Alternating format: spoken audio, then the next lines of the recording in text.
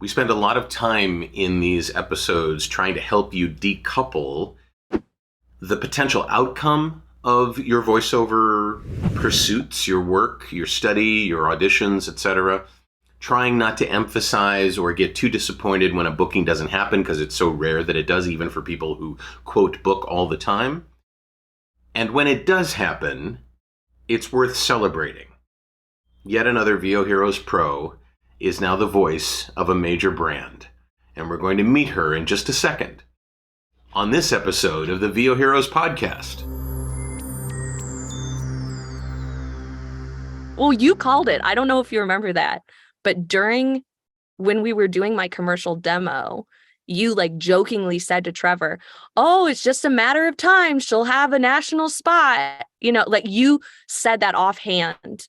And I was like, there's no way. There's no way. And you're like, no, you're going to do it. Just wait. It'll come. And it did. So you're like the voiceover oracle. You are uniquely you, and your Starbucks coffee should be too. So if you like your coffee rich, buttery, and full of caramel flavor, then Starbucks caramel flavored coffee is made to be yours. Awesome. I feel so fancy. I'm on the same podcast as Anne Gangusa. Oh my God.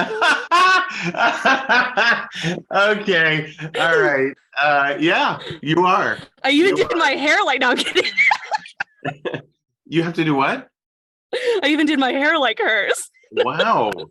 So there's a little Anne Gangusa worshiping. Not on purpose, but then I finished and I was like, oh, well.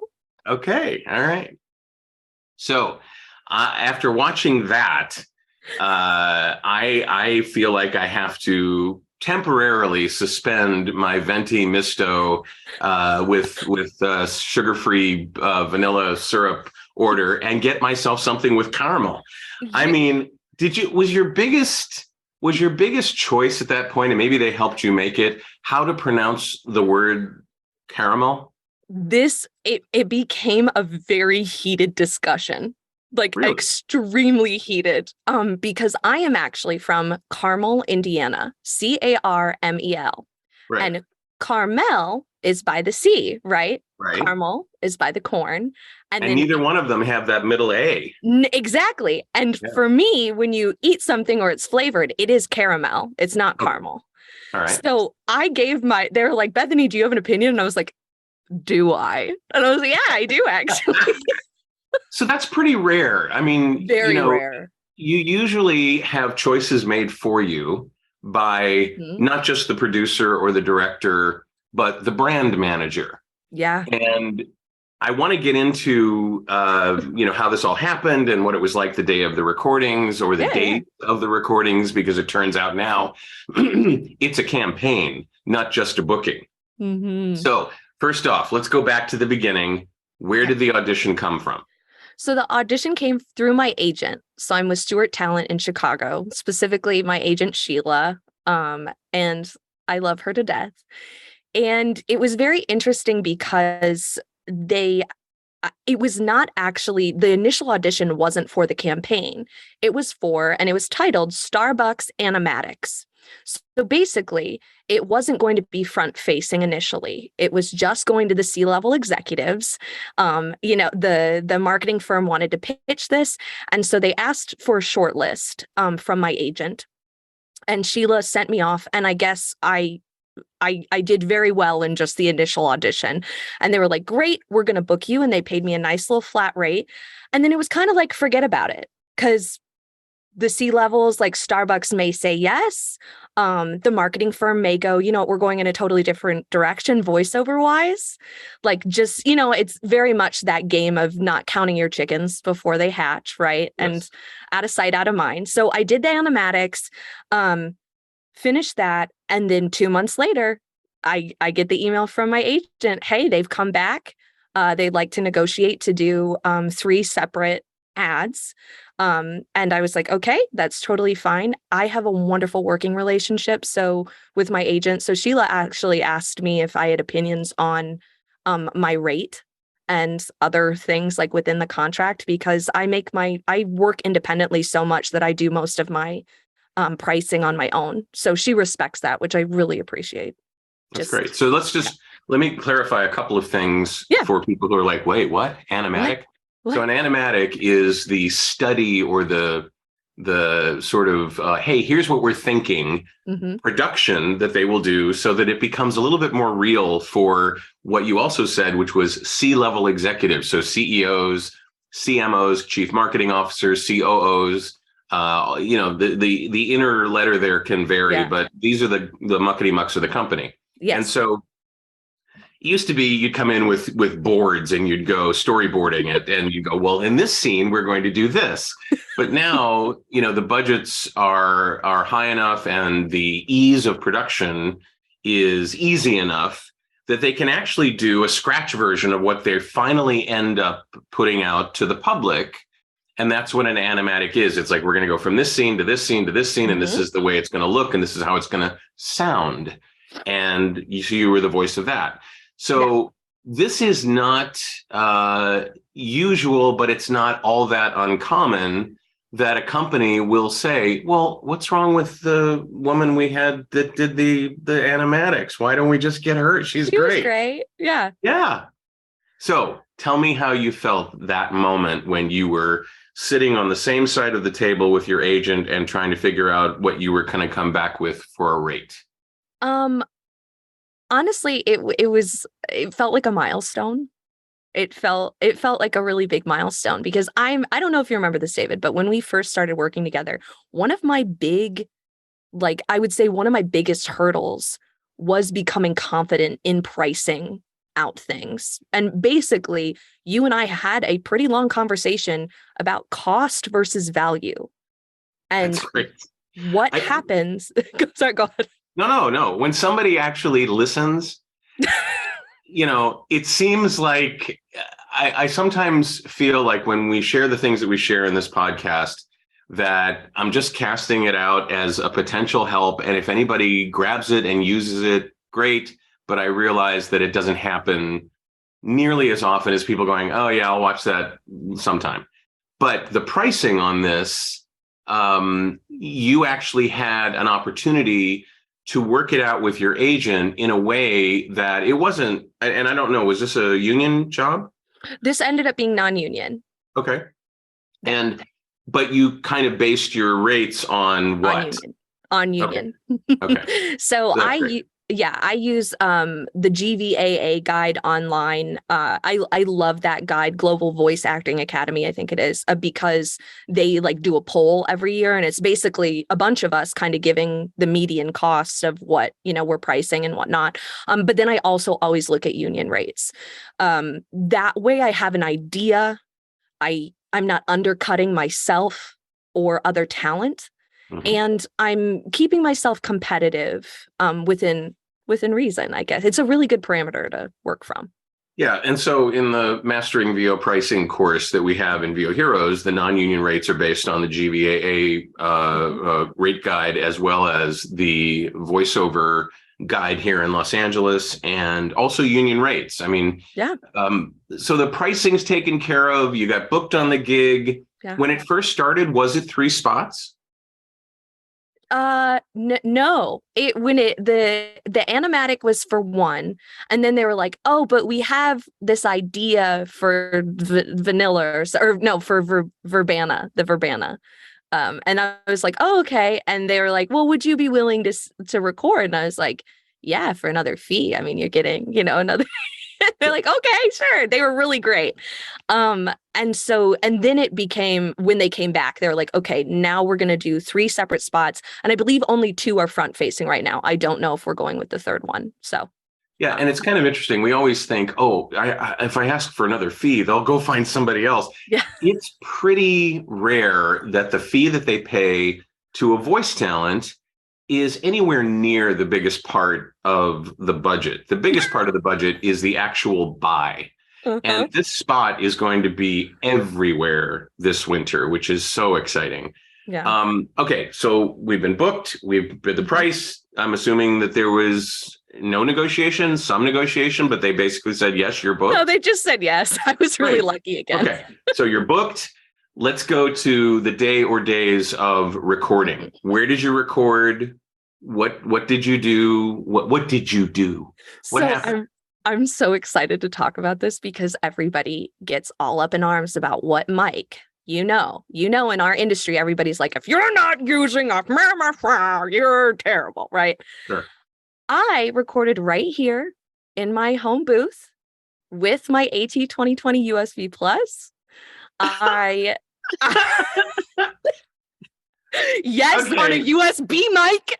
Okay. All right. So, and the mic that you're talking in right now is the USB Yeah, mic. It's look, the best mic around.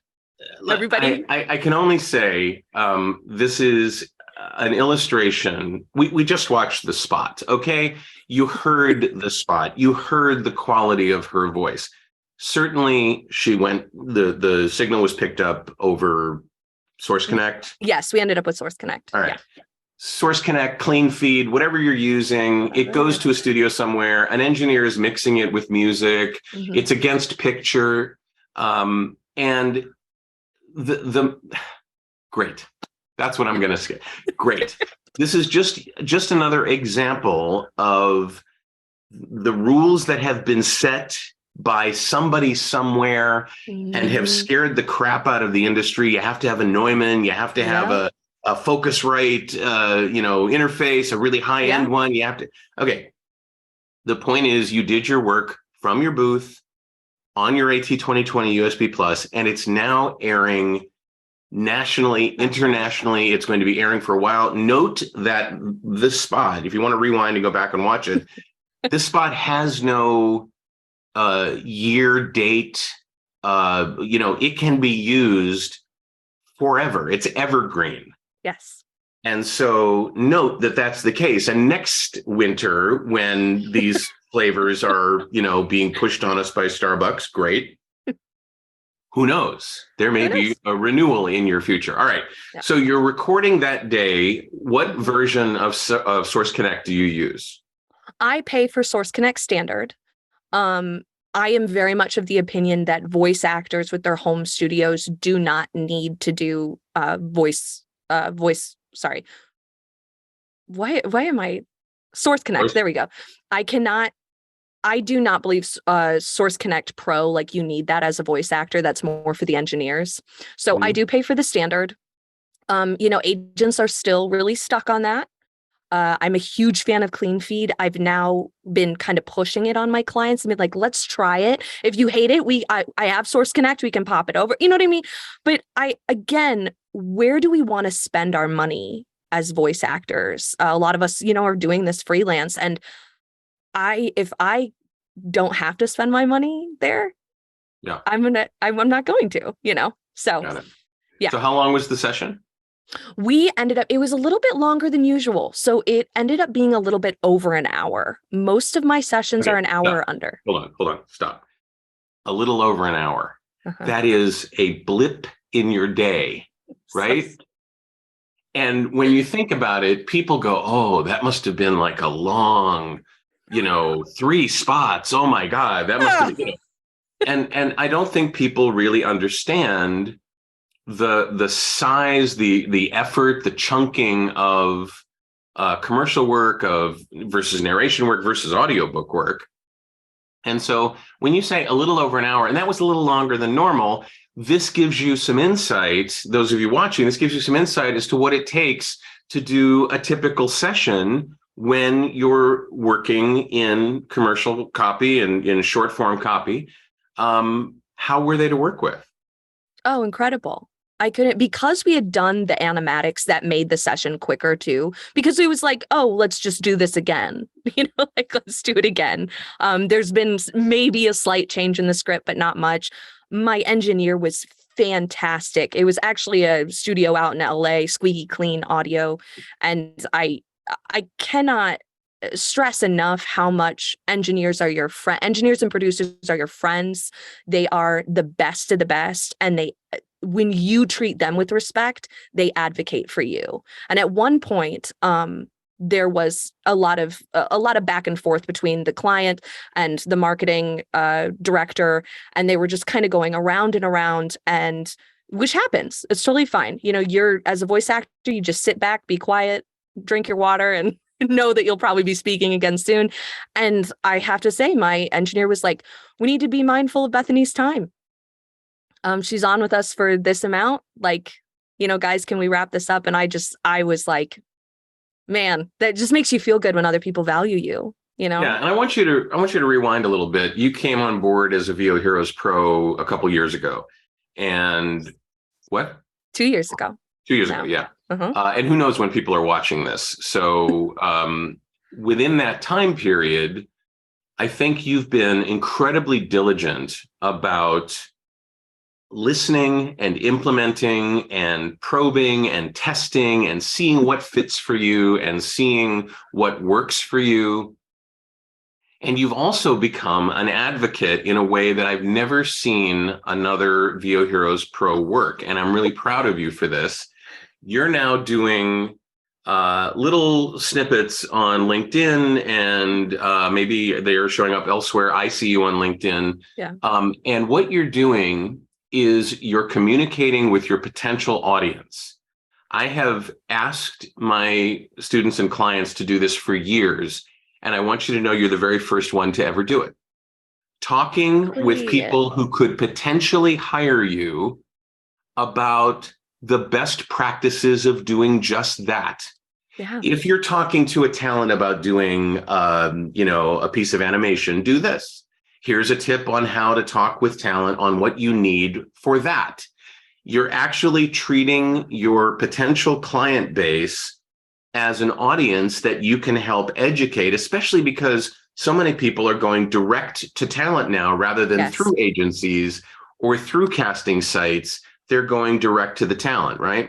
So you're doing your best to educate them. And I just think that's brilliant.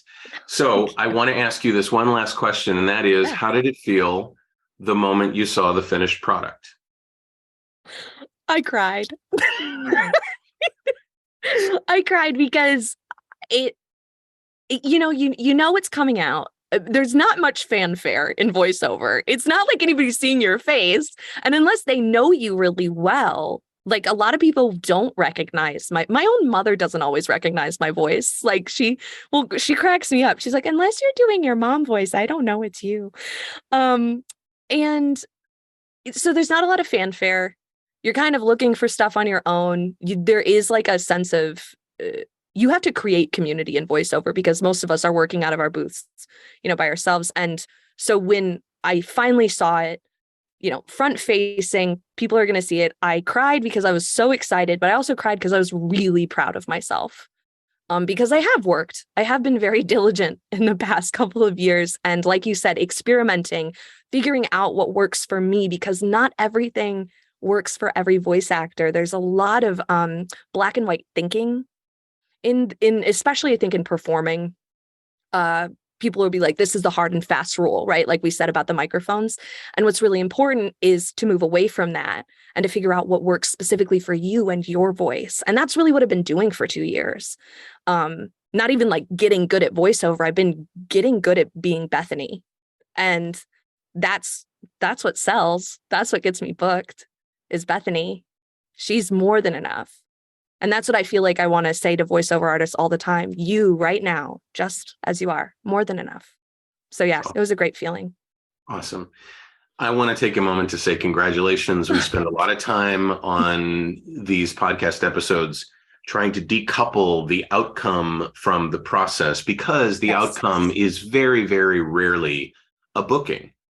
But on those occasions when a booking occurs, when something weird happens in the fabric of the universe, or maybe not so weird because you were able to show them what you were capable of doing in the animatic, it's worth celebrating.